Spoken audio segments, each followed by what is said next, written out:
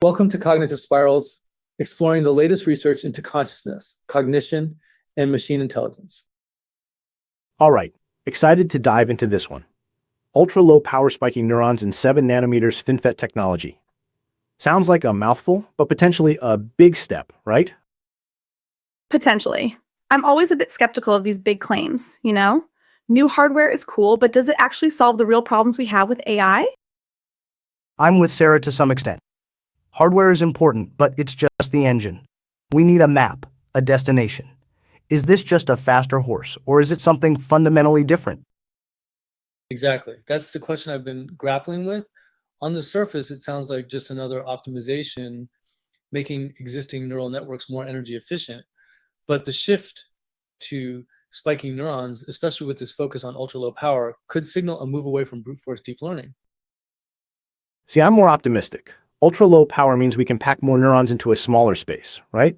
More neurons, more connections, more complex models. I think that's exactly what we need to push deep learning closer to AGI.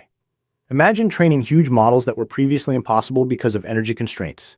Think about scientific discovery, automating complex experiments, running simulations we couldn't even dream of before. The potential is massive. But is it understanding, or just really good pattern matching? Deep learning is amazing at finding correlations, but it doesn't really reason. It doesn't understand cause and effect in the same way we do. You can throw all the data in the world at it, but it's still fundamentally limited by its architecture. We need symbolic reasoning, we need knowledge representation, something more than just layers and layers of weights. Right, exactly. It's like you can train a deep learning model to recognize a cat in a million different images, but does it understand what a cat is? Can it generalize to novel situations, like a cat wearing a hat, or a cat doing something completely unexpected? I doubt it. And that's where I think the spatiotemporal aspect comes in. The brain isn't just processing information, it's processing information in time and space. It understands relationships, movement, context. Current deep learning just doesn't capture that. Okay, but hold on a second. Even if it's just pattern matching, isn't that how a lot of scientific discovery happens? You find patterns in the data, you form a hypothesis, you test it. Deep learning can accelerate that process dramatically. Think about drug discovery, for example. We can train models to predict how molecules will interact with each other, identify potential drug candidates, and simulate clinical trials, all in silico. That's huge. Yes, and the speed is definitely a draw. I agree that there are some specific problem areas where that type of pattern matching is valuable, such as drug discovery, but I think it comes down to the question, how well do these spiking neurons actually mimic biological neurons?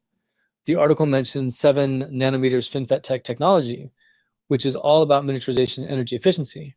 That's great, but are we sacrificing biological accuracy for computational power? Are the temporal dynamics of these artificial spiking neurons similar to those in real neurons? That's crucial for replicating the brain's learning mechanisms. And how do we integrate this with existing knowledge? Let's say we use deep learning to identify a potential drug candidate. How do we explain why it works? How do we connect it to our existing understanding of biology and chemistry? Deep learning is often a black box. We need something that's more transparent, more interpretable. Exactly. It needs to be able to translate between different coordinate representations. We have the spatial representation of the molecule, the temporal representation of the chemical reaction, and the abstract symbolic representation of the biological pathway. The algorithm needs to be able to seamlessly move between these different representations to understand the underlying process. I don't see current deep learning doing that. But isn't interpretability improving? There's a lot of research on explainable AI's AI trying to understand what deep learning models are actually doing. And even if it's not perfect, the benefits outweigh the drawbacks.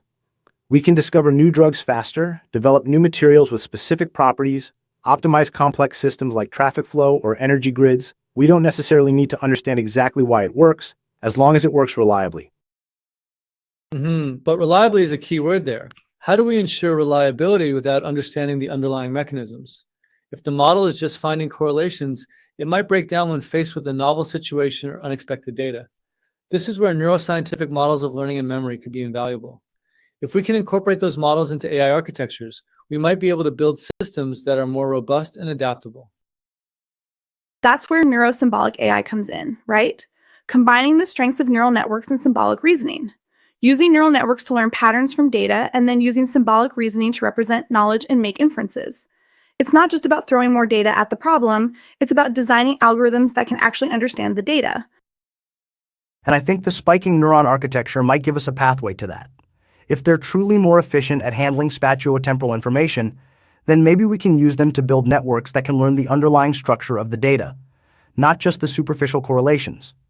Imagine a system that can watch a video of a chemical reaction and then infer the underlying reaction mechanism based on its understanding of physics and chemistry. That's where I think this could lead. Okay, I see your point. But even if we don't have all the answers right now, this ultra-low power technology could be a game changer. It could enable us to build systems that are not only more powerful, but also more energy efficient. That's crucial for sustainability, especially as we move towards a future where AI is ubiquitous. And don't forget the potential for edge computing. Imagine deploying these AI systems on smartphones, drones, robots, all without draining the battery in minutes. Definitely. The energy efficiency aspect is huge. Think about medical devices, implantable sensors, things like that. Ultra low power opens up a whole new world of possibilities, but I still think we need to be careful not to simply replicate the limitations of current deep learning in this new technology. We need to focus on understanding how these spiking neurons actually work, how they compare to biological neurons, and how we can use them to build more intelligent and robust systems. Exactly. And that means investing in fundamental research, not just in hardware, but also in algorithms, in neuro-symbolic AI, in knowledge representation. We need to move beyond the brute force approach and start designing systems that are truly intelligent. And we need to figure out how to represent and manipulate spatiotemporal relationships. That's the key to unlocking true understanding. It's not just about recognizing patterns, it's about understanding how those patterns evolve in time and space, and how they relate to each other. That's what intelligence is all about, in my opinion. All right, I hear you. Maybe I'm a bit too optimistic about deep learning. But I still think this technology is a step in the right direction. It gives us more computational power, more energy efficiency, and more opportunities to experiment and explore. And who knows, maybe it will even lead to some unexpected breakthroughs. Yes, and that's where the research should go. It's about a deep understanding of how the spiking architecture aligns with biological neural processes. Otherwise, while more efficient, the solutions might remain limited in their true intelligence potential, just brute force improvements in efficiency. I agree with the research direction. So, from my perspective, I'd like to see research done to connect these spiking neural networks with existing knowledge bases or symbolic reasoning systems. I'm skeptical about deep learning's ability to be scaled up to truly complex reasoning, and the spiking neurons might give us a more principled method. I agree with all of you, and would like to add that I would like to see how well spiking networks can actually encode the relative position of neural activity over time. This means a research project that looks at the fundamental differences between the current brute force approach of deep learning and the more elegant, potentially spatiotemporal operations of true intelligence. Okay, I guess I can hop on the bandwagon of future research directions. I want to see empirical data comparing power consumption and performance in different network architectures with this type of neuron. Specifically, are there empirical data comparing power consumption and performance in different network architectures with this type of neuron? If we can achieve truly ultra-low power spiking neurons, will this allow us to create dense, powerful networks capable of tackling the sorts of datasets that will be needed to push deep learning toward AGI? Okay, well, it sounds like we're all cautiously optimistic, but also aware of the challenges ahead.